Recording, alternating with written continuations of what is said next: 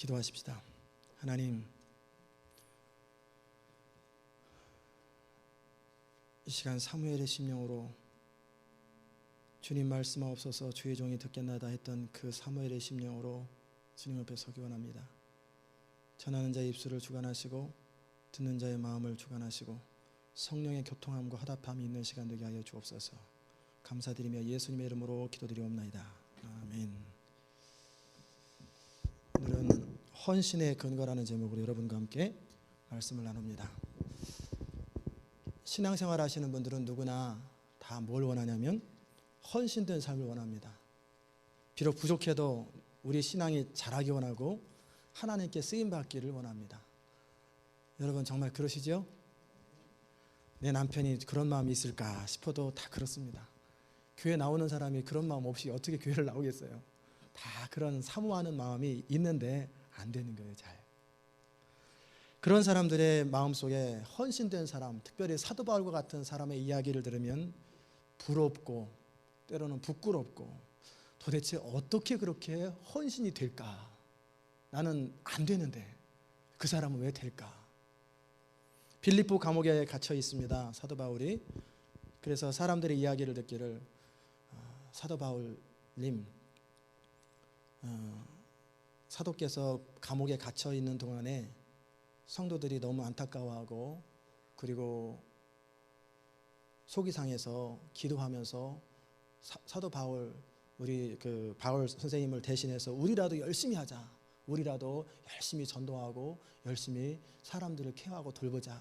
그런 마음을 이야기를 들을 적에 사도 바울 마음속에 참 감사하구나. 참 고맙다. 헛되지 않았구나. 반면에 또 어떤 이야기가 들리냐면 그런데 또 이런 사람도 있어요. 잘됐다. 혼자 잘난 척하더니 혼자 그냥 그 대장 노릇하더니 감옥에 잘 갇혔다. 이제는 내 시대가 왔나 보다 하고 평상시 사도 바울을 시기하고 질투했던 사람들이 드러내서 나도 할 줄 안다. 나도 얼마든지 잘하는지 한번 내가 보여주겠다라고 과시하는 마음으로 복음을 전하는 그리고 교회 일을 하는 사람들이 있습니다. 그 이야기를 들었을 때 사도 바울이 뭐라고 얘기를 했냐면 그래 중심으로 이 정말 하나님을 사랑하고 교회를 사랑하는 참으로 하나 아니면 시기하는 마음으로 질투하는 마음으로 겉으로 그런 형태를 갖춰서 헌신을 하나 상관없다. 동기가 어쩌든지 전파되는 것이 그리스도라면 난 좋겠다. 나는 기뻐한다. 내 마음을 아느냐? 내 마음속에 간절한 기대와 소망을 따라 어찌하든지 아무 일에든지 부끄럽지 아니하고 이전에도 그랬지만 지금도 역시 동일하게 살든지 죽든지 내 몸에서 그리스도만이 존귀케 된다면 나는 소원이 없다. 왜냐하면 내 안에 사는 것이 그리스도니 죽는 것도 유익하다. 얼마나 놀라운 헌신입니까?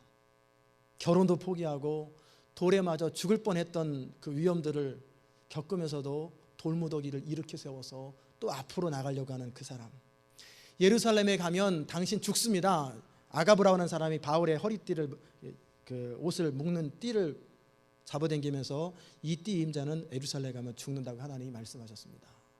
그러자 그 이야기를 들은 많은 바울을 아끼는 사람들이 가지 마시라고 울면서 막 만류할 적에 사도 바울 했던 이야기. 어찌 울어가지고 내 마음을 상하게 하느냐.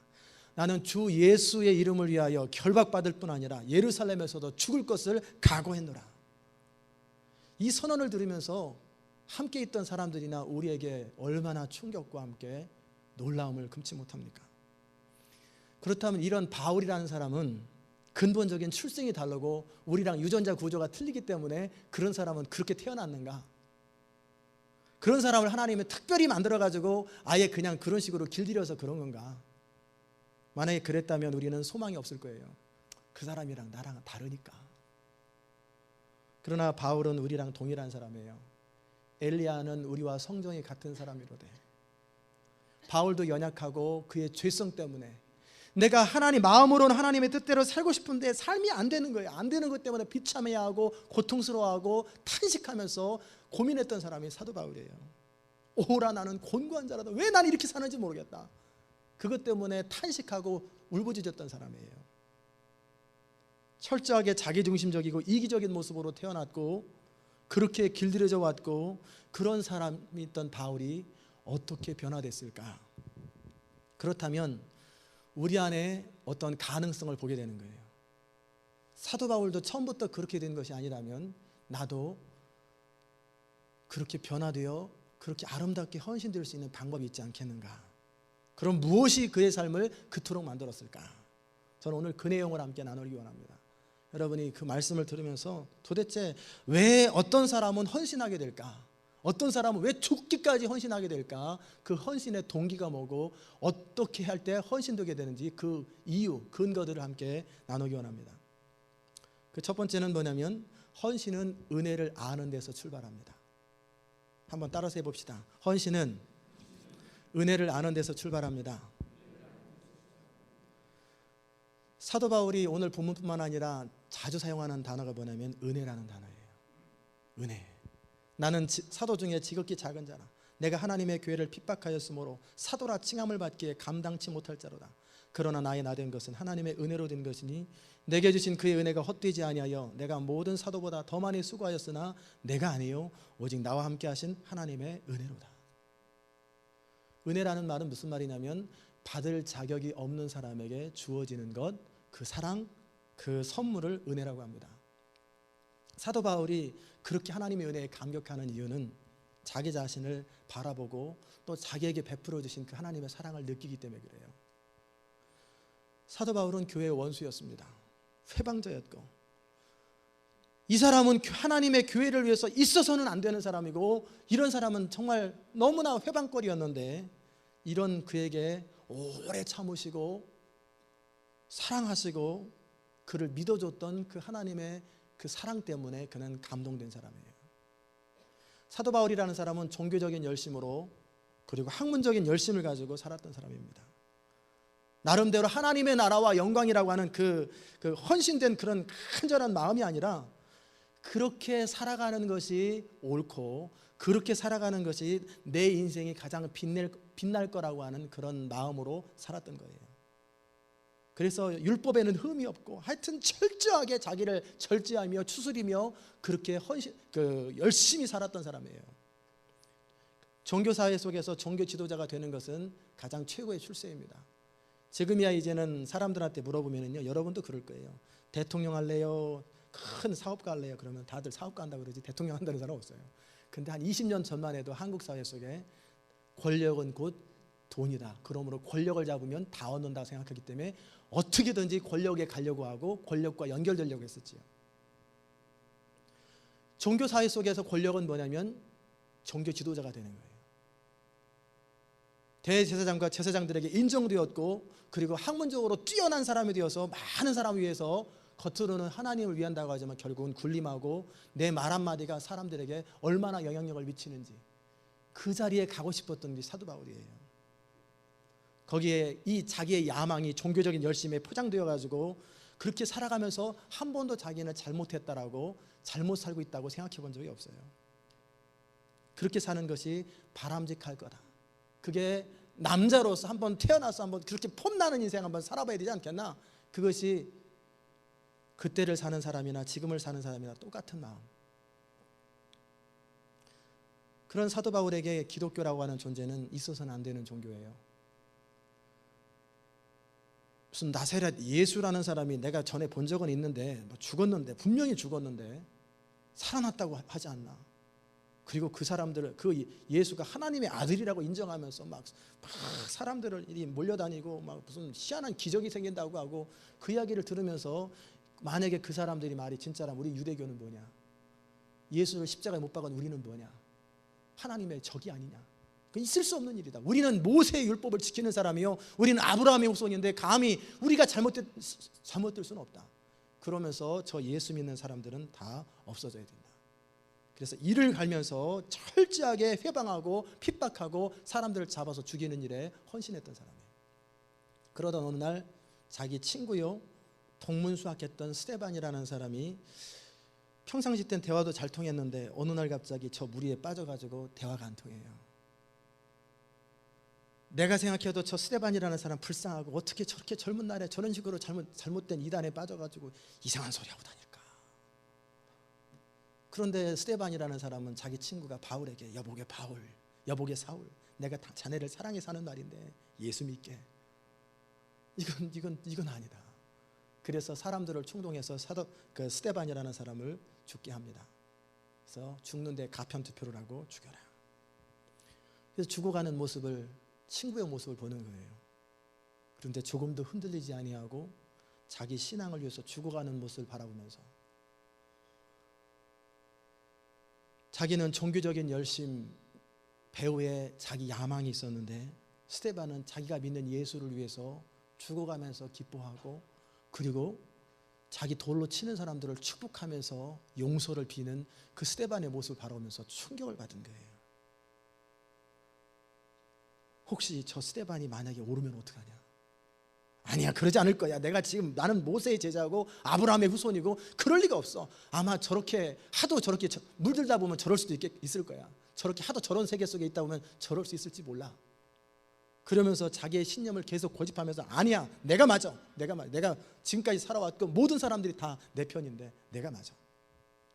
그러면서 자기 마음에 흔들리는 감정을 누르고 더 열심히 교회를 핍박하게 되는 거예요. 그래서 이제 예루살렘이 아니야, 전 세계 구석구석에 흩어져 있는 사람들을 다 죽여야 되겠다. 그리고 다메섹으로 올라갑니다. 그때 예수를 만난 거예요. 부활하신 예수를 전하는 사람의 이야기를 비웃으면서 기독교를 말살하려고 했던 그 사울, 청년 사울, 철저하게 자기 출세와 야망에만 관심이 있었고 그럴싸하게 포장하면서 하나님을 위한다고 하지만 결국 그 배후에 자기 야망과 자기 욕구가 있었던 그 사울, 내가 믿고 내가 추구하는 길만이 가장 옳다고 생각했던, 그렇게 살았던 사울, 그 사울에게 예수님이 나타나신 거예요. 사울아, 사울아, 네가 어찌하여 나를 핍박하느냐? 가시체를 발로 차기에 네 발만 아프구나. 사도 바울은 충격을 받았죠. 아니, 죽어서 없어야 될 사람이 살아서 나타나는 거예요. 그리고 자기 이름을 부르면서 자기에게 말하는 걸 보면서 이 사람은 너무너무 충격을 받아요. 이게 뭐냐? 그러면 이 예수 믿는 사람들, 내 친구 스데반이 말했던 것이 진짜란 말이냐? 그럼 내가 지금까지 쌓아왔던 학문과 지금까지 구약을 봐왔던 모든 관점들이 다 잘못된 거 아니냐? 그럼 내가 살아왔던 삶의 방식이 다 잘못되었다면 그럼 나는 어떻게 하란 말이냐? 너무 충격을 받아가지고 식사를 못하는 거예요. 더더욱이 앞도 안 보이지요. 내가 지금까지 옳다고 믿었던 삶이 잘못되었다면 나는 그럼 뭐냐? 만약에 그것이 내가 잘못되었다면 그 하나님의 교회와 하나님을 대적한 나 같은 사람은 어떻게 하면 좋겠단 말이냐? 나는 하나님의 원수로구나. 나는 하나님의 교회의 회방자요, 하나님을 위한다고 하는 그 내 거창한 그 구호 속에 수없이 많이 하나님을 욕보이고 하나님을 교회를 회방한 사람이 바로 나구나. 3일 내내 그 고민에 사로잡힌 거예요. 그런데 들리는 이야기가 있습니다. 어떤 사람이 형제 사오라 하면서 찾아오더니, 누구시오? 나는 하나님을 경외하는 아나니아요. 하나님이 나를 당신에게 보내서 왔는데 당신은 이방인을 위해서 택한 하나님의 그릇이라고, 하나님이 당신을 사랑하시고 당신을 택하셔서 하나님의 도구로 쓰임받기 원하는다고 그러면서 손을 얹고 기도하는데 비늘이 벗어지면서 보이기 시작하는 거예요. 하나님의 교회를 핍박했던 이 사울, 자기 야망과 자기 생각에 사로잡혔던 이 사울을 징계하지 않으시고 멸하지 않으시고 그를 회복하시고 그에게 비전을 주시고 그를 택해서 내 종으로 삼을 귀한 나의 그릇이다. 그 이야기를 듣고 이 사람의 인생관은 바뀌는 것입니다. 이 하나님의 은혜, 죄인 중에 괴수요, 하나님의 원수요, 자신과 같이 있을 수 없는, 존재할 수 없는 이런 사람에게 베풀어 주신 하나님의 사랑을 생각하면서 그의 인생관이 바뀌는 거예요. 인생의 목표가 바뀌는 것입니다. 그 사랑에 감격하면서 이제 이 사울이라는 사람은 내 전 존재를 걸고 내 인생을 걸어서 그 하나님을 위해서 살아야 되겠다. 내가 핍박했던 그 예수 그리스도의 종이 되어서 나는 그분 원하는 대로만 살아야 되겠다. 그 인생의 근본적인 전환이 그때 이루어지는 것입니다. 사람은요, 자신의 존재 가치를 인정해 주는 사람을 위해서 헌신합니다. 또 사람은 자기를 정말 사랑해 주는 사람을 위해서 헌신합니다. 사람은 자신의 부족함, 무능함, 허물에도 불구하고 자기를 받아주는 사람을 위해서 헌신합니다. 더더욱이 사람은요, 나를 위해서 생명조차 아끼지 아니할 만큼 전폭적으로 나를 사랑하는 그 사람을 위해서라면 온전히 헌신합니다. 지난 주간에 어떤 여자 성도님의 고백입니다. 쑥스러워할지 모르겠지만 누군지 물어보지 마세요. 성경 공부 시간에 질문했어요. 남편의 좋은 점들을 한번 얘기해 보세요. 어떤 점이 남편이 좋습니까? 그랬더니 이런 이야기 저런 얘기 하다가 한 여자분이 그랬어요. 난 남편이 나를 정말 사랑해줘서 좋습니다. 얼마큼 나를 사랑하는지 연애 시절에 결혼 후에도 나를 쳐다보지를 못합니다. 그리고 어쩌다 눈이 마주치면 그 눈가에 눈물이 쭉 맺히는 건 너무너무 사랑하고 너무너무 감동스러워서 아내의 눈을 쳐다보는 것이 감동이 돼서 눈물을 흘리는 거예요. 그 사랑을 받은 나는 행복한 사람입니다. 이 말씀 들으면 여러분, 내 남편은 뭐하나 그런 생각이 들지 모르겠어요. 모든 사람은 사랑을 그리워해요. 아무리 채워도 목마른 게 사랑입니다. 하나님은 세상에 그 누구도 줄 수 없는 사랑을 우리에게 허락하십니다. 하나님은 여러분을 사랑하세요. 혼자 되신 분, 또 속상하신 분, 이 말씀을 위로받으세요. 하나님은 여러분을 사랑하세요. 여러분을 지금도 기다리시고, 여러분이 스스로 자신을 생각하면서 나는 왜 이렇게밖에 못 살까? 나는 왜 이 정도밖에 안 될까? 내가 뭔가 할 수 있는 게 있을까? 나는 왜 이렇게 한심하게 살아갈까? 라고 생각하는 그 순간에도 하나님은 여러분을 사랑하세요. 우리가 헌신하게 되는 건요, 하나님의 능력 때문이 아닙니다. 하나님의 위대하심과 하나님의 광대하심을 안다고 헌신하는 게 아니에요. 우리가 헌신하게 될 때는 언제 헌신하냐면 하나님의 사랑을 느끼게 될 때, 듣고 아는 게 아니라 내 마음속에서 내 영혼 가운데 그 사랑을 느끼게 되면은 그때서부터 헌신이 시작되는 거예요. 나 같은 부족한 사람, 나같이 초라한 사람을 위해서 예비하신 하나님의 섭리와 하나님의 계획과 하나님의 꿈들을 바라보면서 왜 나를 사랑할까? 왜 나를 사랑할까? 그 사랑을 아는 사람, 그 사랑을 느끼는 사람은 헌신합니다. 하나님은 여러분을 사랑하시되 하나밖에 없는 아들 예수 그리스도를 죽게 하신 만큼 여러분을 사랑하셨어요. 그리고 하나님은 여러분을 사랑하시되 순간순간 우리 삶 속에서 가장 선하고 가장 좋은 것으로 주기 원하시는 그 하나님의 마음, 그 하나님의 소원이 그 사랑 가운데 담겨 있어요. 사람과 사람의 신뢰관계는 인격적인 관계 속에서 생겨납니다. 그의 능력을 보고 신뢰되는 거 아니에요. 능력을 보면 인정은 되지요. 그러나 능력을 넘어서서 그 사람이 좋은 사람이라, 그 사람은 순수한 사람이라, 그 사람은 참 좋은 사람이라고 하는 그 느낌이 있을 때 친밀감이 생기기 시작하죠. 내가 저 사람에게 뭔가 이용당한다라고 하는 느낌이 딱 들 적에는 배신감과 함께 그 사람과 거리를 두고 싶어 합니다. 사도 바울이라는 사람은 하나님의 원수요, 교회의 회방자요, 있을 수 없는 사람인데 그런 자기를 사랑하사 아들을 죽게 하실 만큼 사랑하고 그 사도 바울을 기다리시고 용납하시고 이방인의 사도로 교회의 중요한 역할과 책임을 맡았고, 그리고 나의 택한 그릇이라고 하는 그 음성을 듣고 나서 사도 바울의 인생은 완전히 뒤바뀌는 거예요. 이제 남은 생에는 그 하나님의 은혜에 보답하는 심령으로 살아야 되겠다. 하나님은 여러분을 사랑하십니다. 그리고 여러분을 향한 놀라운 계획을 가지고 계세요. 그런데 여러분이 이 말씀을 들을 적에 의아하게 생각하는 분들이 계실 거예요. 그래, 하나님이 나를 정말 사랑한단 말이야? 그런데 내 인생은 왜 안 풀리는 거야? 하나님이 나를 그토록 사랑한다면 왜 내 인생이 이렇게밖에 안 사는 거야? 저도 그 문제 가지고 오랫동안 고민하고 방황했습니다. 하나님 살아계심을 믿었고 고백했습니다. 또 여러 기도의 제목에 대해서 응답하시는 것도 많이 경험했어요. 그런데 정말 내가 소중히 여기는 것, 정말 중요하게 생각하는 그 기도 제목은 안 이루어져요. 그것 때문에 방황하고 어느 날은 왜 이 고통스러운 시간이 지속돼야 되는지 원망스럽고 안타까운 마음이 제 마음속에 늘 있었어요. 그러나 나중에 저는 알게 됐어요. 그게 하나님의 사랑이었구나. 하나님께서 나의 인격을 존중하시고 저를 오랫동안 기다리셨던 증거가 바로 그 고통이었구나. 그 사실을 저는 알게 되었습니다. 여러분 가운데 그런 인생에 저와 같은 고민을 가지고 계시는 분이 있을 거예요. 그 안타까움을 가지고 계시는 분이 계실 거예요. 그렇다면 지금 드리는 말씀을 믿으시기 바랍니다.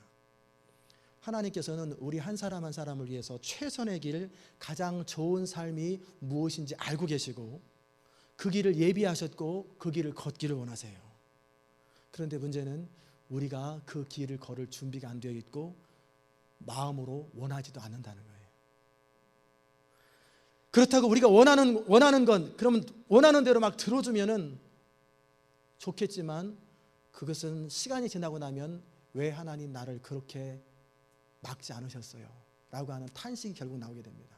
우찌무라 간주라고 하는 사람의 이야기 가운데 그가 일본에서 참 귀한 인생을 살았는데 목사님으로 어느 정도냐면 폭동이 일어나고 집들을 약탈하는 그런 순간에도 강도들조차도 우찌무라 간주의 집은 터치하지 말라고 보호하고 있어요.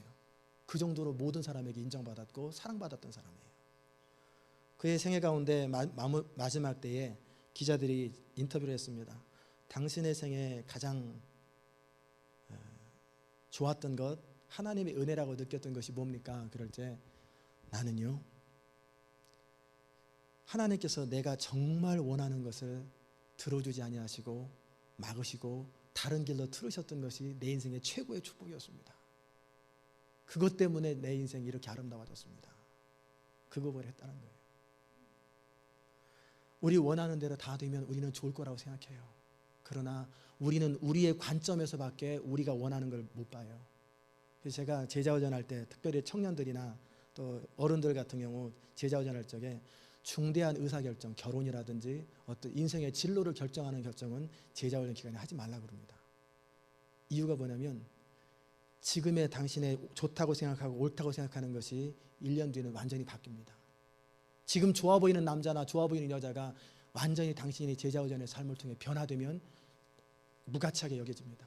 그렇기 때문에 변화된 다음에 결정하십시오. 그게 대부분 맞아요.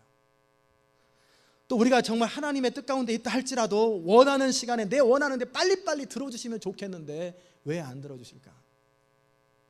우리가 그 일을 이룰 만한 준비가 안 되기 때문에 다칩니다. 너무 일찍부터 차키를 맡기거나 너무 일찍부터 칼을 맡기면 위험하잖아요. 그런 것처럼 하나님의 정말 좋은 블레싱이라 할지라도 축복이라 할지라도 하나님의 때가 되기 전까지 우리가 준비되지 않으면 우리에게 해가 되기 때문에 시간의 측면에서도 기다리게 하시는 거예요.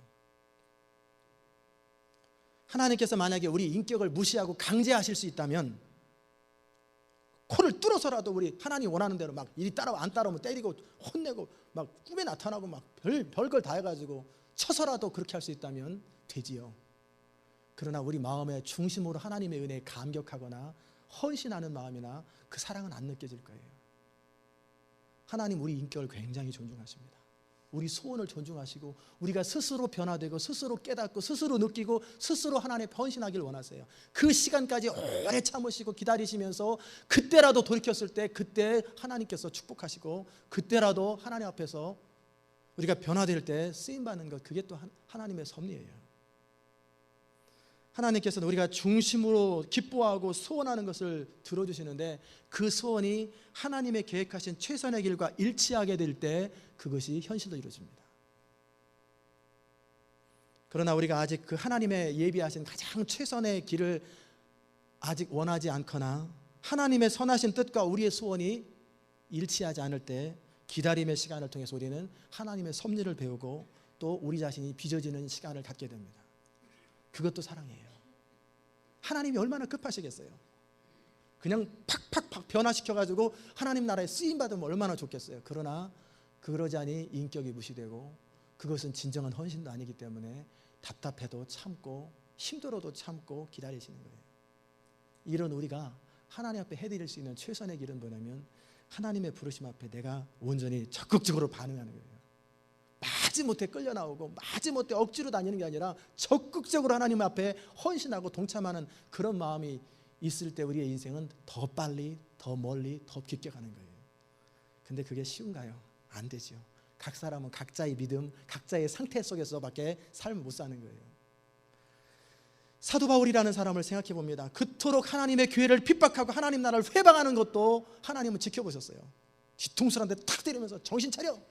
그랬으면 좋았겠는데 안 그렇습니다. 지켜보세요. 강제하지 않으시고 스스로 마음이 흔들렸을 때, 자기 친구 스데반의 죽음을 바라보면서 겉으로는 더 열심히 하나님의 교회를 핍박하러 가지만 내 마음속에서 계속 흔들리고 있는 그 상태, 바울의 마음속에 흔들리고 있는 바로 그 상태에 이제 때가 되었구나 하고 그리스도를 만나게 하시는 거예요. 그때 그의 눈이 열리기 시작하는 거예요. 사람은요 참 그런 것 같아요. 아무리 옳은 이야기라도요 그 사람이 아직 준비가 안 됐을 때는 잔소리로 들려요. 그러나 때가 되면은요 옳은 이야기가 보약처럼 들립니다. 그때가 하나님의 시간이에요. 사도 바울은 그때 주님 만나고 나서 하나님의 사랑을 느끼게 되는 거예요. 자신을 향해서 오래 참으시고 기대하시고 인내하시고 믿어주셨던 그 하나님의 오래 참으심, 그 온유한 사랑, 비록 하나님의 원수 노릇하는 자신이라 할지라도 그의 인격을 존중하시면서 끊임없이 믿어주는 그 하나님의 사랑, 자신의 입장을 그토록 배려해 주시는 그 하나님의 사랑 앞에 무릎 꿇는 거예요. 그리고 내가 이 하나님을 위해서라면 나는 내 생애를 다 바쳐도 아깝지 않다. 여러분, 하나님은 사랑이십니다. 하나님은 무궁한 사랑으로 여러분을 사랑하세요. 단지 그 사랑을 느끼고 그 사랑에 보답하기 위해서 헌신하는 사람이 있고, 아직 들어는 봤지만 내가 느껴지지 못하기 때문에 늘 헌신이 머뭇거려지는 사람이 있을 뿐인 거예요. 저는 오늘 바로 여러분이 그 하나님의 사랑이 넘치도록 느껴지기를 주의 이름으로 축원합니다. 그 하나님의 은혜 때문에 날마다 감격하고 눈물을 흘리는 그 사람, 그래서 그 하나님을 위해서라면, 나는 나를 사랑해 주신 그 하나님을 위해서라면 나는 전 존재를 걸고 나의 모든 것을 투자해서라도 하나님을 위해 살겠다라고, 그것이 여러분의 간절한 소원이 되시기를 주의 이름으로 축원합니다. 하나님은 우리를 창조하시되 사랑의 대상으로 창조하셨어요. 우리가 하나님의 사랑과 은혜를 받아 누리면서 기뻐하고 행복해하는 것을 보시는 것이 하나님의 기쁨이에요. 이런 인간이 마귀의 속임을 받아서 어느 순간 하나님을 대적하고 내 인생이 내 것인 것처럼 내가 마음대로 살고 내 뜻대로 하고 내 계획대로 하는 것이 잘 사는 것처럼 착각하고 있는 거예요. 그것이 바로 우리 인생의 불행의 원인입니다. 우리가 겪고 있는 고통과 마음속에 깊은 곳에서부터 터져나오는 만족이 없는 이유는 뭐냐면, 내 인생을 내 나름대로 내 계획대로 살아가는 그 삶의 패턴 때문에 그래요. 그걸 죄라고 합니다. 이게 비극의 이유예요. 그런 원수되었던 우리, 하나님을 대적하며 하나님이 주신 시간과 생명을 낭비하면서 자기 쾌락과 자기 야망을 따라 살아가는 우리를 향해서 독생자 예수 그리스도를 죽게 하시고 우리 죄의 값을 치르셨습니다. 그리함으로 참수하는 마귀에게 공의를 표현하셨고 여러분과 저를 하나님의 자녀로 삼으신 거예요. 우리가 아직 죄인 되었을 때 그리스도께서 우리를 위해 죽으심으로 하나님께서 우리에 대한 자기의 사랑을 확증하셨다고 하는 그 고백이 바로 그 고백입니다. 우리는 그 하나님의 사랑을 미처 알기도 전에, 깨닫기도 전에, 느끼기도 전에 우리를 위해서 죽으신 거예요. 그 사실을 어느 순간에 느끼게 될 때, 그때서부터 헌신이 시작되는 거예요. 이 사랑을 느끼는 사람, 이 하나님의 용서를 체험한 그 사람은 하나님의 사랑과 은혜 앞에 자신의 존재를 겁니다. 두 번째 헌신의 근거는 뭐냐면, 부활에 대한 확고한 신앙에서 헌신이 열매를 맺습니다. 우리가 하나님의 은혜와 사랑을 느꼈지요. 그리고 그 사랑을 알고 깨달아 느끼고 때로는 눈물도 흘리고 헌신을 다짐하지만 우리는 여전히 현실 속에 발을 딛고 살아갑니다. 하나님의 은혜를 아는 사람이요, 그 사랑을 아는 사람인데도 불구하고 우리 연약함이, 우리 현실이 우리를 무너지게 하면서 가슴 아파하는 우리 자신의 모습을 봅니다. 그때 우리를 붙들어주는 힘이 뭘까? 그때 우리를 세워주는 힘이 뭘까? 이 현실이 끝이 아니라는 거예요. 순간순간의 어려움과 고난 속에서 버틸 수 있는 힘이 어디서 오냐면 부활신앙에서 옵니다. 여기가 끝이 아니라는 신앙. 하나님의 은혜와 사랑을 느끼며 선교사로 헌신했습니다. 그래서 열정을 가지고 살아가는데 자녀들을 바라보면서 측은한 거예요. 내가 서울에 있었다면, 내가 미국에 있었다면 저 아이들한테 이런 어려움을 주지 않았을 텐데. 저 아내에게 저런 어려움을 주지 않았을 텐데. 하나님의 부르심을 따라서 섬으로 농촌 선교를 위해서 떠났어요. 그래서 거기서 그게 하나님의 부르심인 줄 알고 그 최선을 다해서 목회를 해도 여전히 어려움과 가난은 지속됩니다. 그런데 도시의 커다란 교회의 목회자가 신문에 이름이 나왔는데 세상 사람들에게 인정받는 그런 놀라운 그 목회자라고 인정받았는데 자기 친구예요. 신학교 때 같이 공부했던 친구. 그때 나는 뭐냐? 문득 허탈감에 사로잡히고 나는 잘 살고 있는 건가? 바로 그때 그의 마음을 붙들어주는 게 뭡니까? 부활신앙이에요. 사도 바울은 결혼도 못했습니다. 안 했죠. 남들처럼 아이들 재롱하는 거 못 봤어요. 그렇다고 사회적으로 명예와 부를 누린 것도 아니고 그저 받은 것이 돌, 비난, 조롱, 스스로 생각하기에 다른 사람이 생각하기에 만물의 찌꺼기 같고 배설물 같이 내 인생은 왜 이렇게 초라하고 찌꺼기 같은 인생을 살아가나. 로마 감옥에서 죽음을 기다려 하는 그 순간에도 바울의 마음이 무엇으로 말미암아 위로가 되겠어요? 그것은 부활입니다. 하나님의 사랑과 은혜를 알지만 그토록 현실이 냉혹하고 힘들 때 우리를 버티게 하는 힘이 뭡니까? 그것은 이 땅이 끝이 아니라는 거예요. 이 땅에서 모든 삶을 계산하는 것이 아니고 죽은 후에 반드시 부활하여서 천국에서 영원히 누릴 영광이 있기 때문에 그는 버틸 수 있는 힘이 있는 거예요. 이 땅에서 얼마나 성공했는가, 얼마나 누렸는가 아무 상관없습니다. 하나님 앞에 서게 되면 우리의 삶을 회개하고 우리 삶을 정리할 적에 이 현실 속에서 어떻게 세상 사람들한테 인정받았는가 그건 아무 중요하지 않습니다.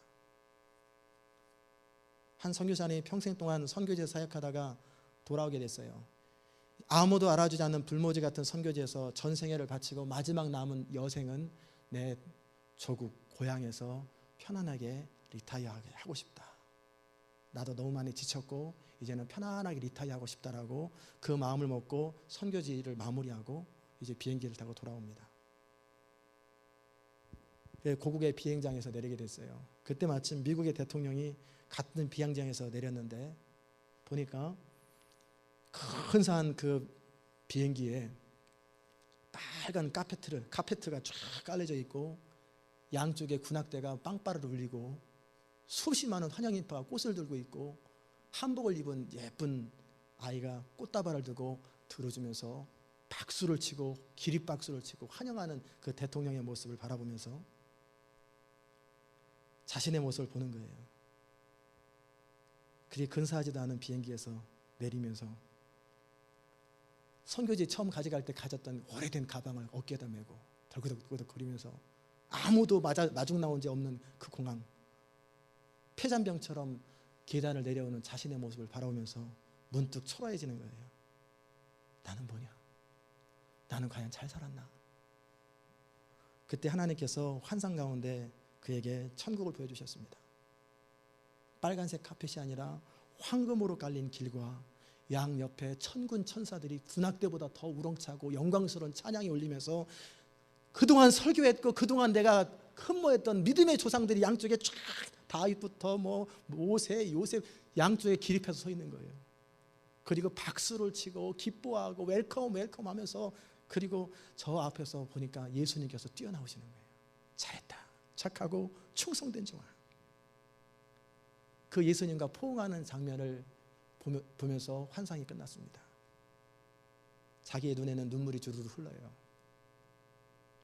그때 선교사님은 타고 왔던 비행기를 다시 탔습니다. 내 여생 남은 생에 편안하게 살지 아니하고 내가 한평생 수고했던 그 선교지로 다시 가겠다. 그리고 다시 헌신하고 나는 마지막 생에 숨을 거두는 그 순간까지 내 주님을 위해서 바치리라. 그리고 비행기에 몸을 실었다는 것입니다. 만약에 이 땅이 끝이라면 그는 실패자였어요. 그러나 이 땅이 끝이 아니라 영원한 하나님의 나라, 하나님의 세계가 있기 때문에 그는 실패자가 아니요 성공자예요. 우리가 우리의 삶을 가장 잘 사는 비결은 뭐냐면 이 땅이 아니라 영원의 관점에서 오늘을 바라보는 거예요. 사도 바울은 그래서 이렇게 말합니다. 만일 죽은 자가 다시 사는 것이 없으면 그리스도 다시 사신 것이 없었을 터이요. 그리스도께서 다시 사신 것이 없으면 너희 믿음도 헛되고 너희가 여전히 죄 가운데 있을 것이요. 또한 그리스도 안에서 잠자는 자도 망하였으리라. 만일 그리스도 안에 우리의 바라는 것이 다만 이생뿐이면 모든 사람 가운데 우리가 더욱 불쌍한 자리라. 그러나 이제 그리스도께서 죽은 자 가운데서 다시 살아 잠자는 자들의 첫 열매가 되셨도다. 이게 역설이에요. 사도 바울 마음속에 강한 확신은 뭐냐면, 그 열정은 어디서 나오냐면 부활에 대한 그 신앙이에요. 하나님의 은혜를 알면서 헌신을 출발했지만 그 헌신을 계속 붙들어주고 더 깊은 헌신으로 가게 했던 것은 부활에 대한 신앙입니다. 여러분이 현재의 고난과 어려움을 버틸 수 있는 강렬한 힘은 뭡니까? 소망이에요. 언젠가는 끝날 거라고 하는 기대가 있고 기한이 있으면 버틸 수 있습니다. 로마서 8장에 사도 바울은 뭐라고 고백합니까? 생각건대 현재의 고난은 장차 우리에게 나타날 영광과 좋게 비교할 수 없도다. 우리가 소망으로 구원을 얻었음에 보이는 소망이 소망이 아니니 보이는 것을 누가 바라리요? 만일 우리가 보지 못하는 것을 바라면 참음으로 기다릴지니라. 사랑하는 성도 여러분, 여러분 부활을 믿으십니까? 여러분이 죽으면 부활하여서 하나님 나라에서 영원히 살 것을 믿으십니까? 그 부활의 신앙을 확실하게 믿는 사람들은 사람들이 무슨 얘기하든지 신경 안 씁니다. 하나님 앞에서 내 삶을 추스리고 오직 부르심의 소망을 따라 상을 향해서 앞으로 나갈 뿐이에요. 이 부활을 믿는 사람은요, 아무리 이 땅에서 세상 기준으로 못 살아도 최소한 천국이 준비되어 있는 사람이에요. 영원한 천국이, 그곳에서 상급이 준비되어 있어요. 이 영광을 생각할 때 우리의 삶이 어떠해야 되겠는가? 말씀 마무리합니다. 인생에서 가장 행복한 사람은 누구냐면 사랑하는 대상이 있고 또 목숨을 걸 만한 일이 있는 사람이 행복합니다. 저는 이 교회에 속한 여러분, 오늘 말씀을 들으시는 여러분 모두에게 그런 축복이 있으시길 바랍니다. 무궁하신 하나님의 은혜와 사랑을 받아 그 은혜에 보답하며 하나님을 그 무엇보다 그 누구보다 최선을 다해서 사랑하는 그 사람 되시기 바랍니다. 그래서 하나님의 뜻이라면 무엇이든지 하는 사람 되시기 바랍니다. 우리가 하나님을 사랑하게 될 때 우리의 삶은 정상궤도로 돌아옵니다. 마귀에게 속아서 삐뚤어진 우리의 삶이 다시금 정상으로 돌아옵니다. 우리가 진정 하나님의 은혜를 깨닫고 우리를 향한 하나님의 그 사랑을 감격하는 마음으로 본다면 우리는 그 하나님을 위해서 생명을 다해서 순종하게 될 거예요. 그것이 우러나오는 헌신입니다. 그렇게 헌신된 삶을 살다 보면 어떤 일이 생깁니까? 가정에서 남편과 아내가 서로 사랑으로 바뀌어요. 부모와 자녀가 하나님을 경외함으로 함께 복을 누리게 됩니다. 교회 안에서는 성도들끼리 누가 크냐 서로 시기하고 경쟁 안 합니다. 부활을 믿고 은혜를 아는 사람이 그런 일 하겠어요? 서로 사랑하고 서로 세워주고 서로를 존중하게 됩니다. 지역사회를 바라보면서 믿지 않는 자들, 소외된 자들 향한 하나님의 마음을 알기 때문에 그런 대로 손길이 갑니다. 그리고 우리의 사업은 먹고 살기 위해서 날마다 허덕거려야 되는 그런 사업이 아니라 이 은혜를 베푸시고 이 사랑을 베푸신 하나님의 은혜에 보답하기 위해서 나는 일을 한다. 내가 벌어들이는 물질은 생명이 담겼는데 이 물질을 통해서, 이 시간을 통해서 나는 하나님의 영광을 위해서 이 물질을 사용할 것이다. 그렇기 때문에 일하는 태도가 틀려져요. 일하는 자체가 행복이 되고 축복이 되고 우리가 하는 모든 일에 하나님의 인도하심과 형통함이 따라오게 됩니다. 그리고 이 땅이 끝이 아니고 영원한 처소가 우리 안에 예비되어 있음을 바라볼 때 우리의 수고와 눈물은 영원한 나라에서 보상될 것을 믿게 됩니다. 우리가 이 땅에서 가장 잘 사는 비결, 그것은 바로 영원의 관점에서 오늘을 내다보고 살아가는 거예요. 그 사람들은 사도 바울과 같은 고백을 하게 될 것입니다. 내가 선한 싸움을 다 싸우고 나의 달려갈 길을 마치고 믿음을 지켰으니 이제 후로는 나를 위하여 의의 면류관이 예비되었으므로 주 곧 의로우신 재판장이 그날에 내게 주실 것이니 내게만 아니라 주의 나타나심을 사모하는 모든 자에게니라. 저는 이 축복이 여러분 모두에게 넘치시기 바랍니다. 이 순수함을 놓치지 않으시기 바랍니다. 이 고백이 우리 모두의 고백이 될 때 우리 인생은 영원히 남는 인생, 행복한 인생이 될 것입니다. 기도하십시다. 하나님 감사합니다. 오늘 이 아침에도 주님 앞에 서서 주님 음성을 듣고 우리가 어찌 살아야 하는지 삶의 부분을 다루게 하시니 감사합니다. 하나님, 그 은혜를 알게 하여 주옵소서. 우리를 향한 그 하나님의 사랑의 깊이와 넓이를 알게 하시고 그 은혜의 깊이를 느끼는 사람 되게 하여 주옵소서. 부활의 신앙이 우리의 전 존재를 사로잡고 모든 것을 참고 모든 걸 믿고 모든 걸 바라고 모든 것을 견디는 그 믿음을 우리 가운데 허락하여 주옵소서. 감사드리며 예수 그리스도의 귀하신 이름으로 기도드리옵나이다. 아멘. 자리 일어나셔서 410장 찬송하십시다.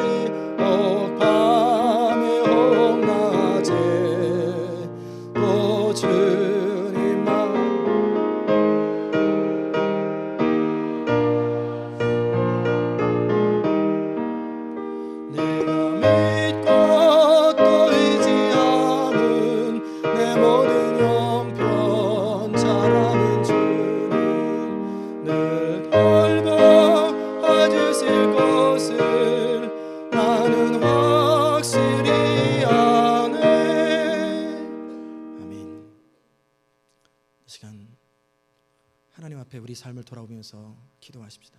반주해 주세요. 나는 과연 그 은혜를 아는 사람인지, 내가 왜 화가 나고 내가 왜 짜증스럽고 왜 힘든가, 누군가 성도 가운데 또 교회 안에서 무슨 이야기를 들으면 왜 나는 그렇게 화가 나고 다 팽개치고 싶은가, 왜 나는 자존심의 문제를 극복 못하는가. 여러분 혹시 일하시면서 왜 나는 이렇게 사나 답답하고 탄식 속에 있지 않았습니까? 이 시간 그 주님을 바라보시기 바랍니다. 여러분을 사랑하시되 죽기까지 사랑하시는 그 하나님의 은혜를 알기 원한다고 기도하시기 바랍니다. 그 부활의 신앙이 지식이 아니라 우리 삶의 확증으로, 확신으로, 인생을 걸만한 그런 놀라운 체험으로 우리 가운데 다가오길 원합니다. 내가 사는 이유는 오직 한 가지, 오직 하나님 나라, 하나님의 영광, 내 몸을 통해서 그리스도가 존귀케 되는 것, 내 삶을 통해서 그리스도가 존귀케 되는 거라면 나는 뭐든지 하고 싶습니다. 이런 결단과 헌신과 다짐의 기도를 우리 하나님 앞에 올려드리십시다. 은혜로우신 하나님 감사합니다. 우리 아침에도 우리로 하여금 주님 앞에 고백하며 결단하며 헌신하게 하시니 감사합니다. 그 하나님의 은혜를 알기 원합니다. 오래 참으시고 기다리시는 그 하나님, 우리 어그러진 삶, 삐뚤어진 삶임에도 불구하고 그 자리에서 징계하지 않으시고 그 자리에서 멸망시키지 않으시고 우리가 스스로 돌이킬 때까지 기다리시고 묵묵히 참아보시는 그 하나님, 그 하나님의 은혜를 저희로 알게 하여 주시옵소서. 제자들처럼 누가 그냐 서로 경쟁하고 서로 누가 높아질까 서로 경쟁하고 그럴 때 우리 주님은 묵묵하게 그들을 바라보면서 그들의 미래를 기대하면서 하나님 나라에서는 어린아이처럼 섬기는 자가 큰 자다, 그들 교훈하시며 그들의 마음을 위로하셨던 그 주님, 그 주님의 사랑을 저희로 알게 하여 주시옵소서. 그 은혜를 알게 하여 주시옵소서. 이 땅이 끝이 아니요 우리가 영원한 세계 속에서 천사도 흠모할 만한 지위를 가지고 영원히 주님과 함께 누릴 그 복락을 생각하면서 우리의 남은 날을 계수하고 우리 남은 날을 추스릴 수 있는 믿음을 주시고 마음을 허락하여 주옵소서. 우리는 주의 백성이요 우리는 주의 것이오니 이제 주의 나라 주의 영광을 위해서만 온전히 드려지는 그런 생애가 될 수 있도록 은혜 베풀어 주옵소서. 문득 막막할 때, 문득 허탈해질 때 그 부활하신 주님, 나도 다시 주님과 함께 부활하실 그 소망을 바라보면서 일어서게 하시고 우리의 남은 날을 계수할 수 있는 지혜를 허락하여 주옵소서. 이 말씀을 들은 모든 성도들의 삶 가운데 그 풍성하신 은혜를 더하여 주시옵소서. 우리 주님을 찬양합니다. 주님을 경배합니다. 예수 그리스도의 귀하신 이름으로 기도드립니다.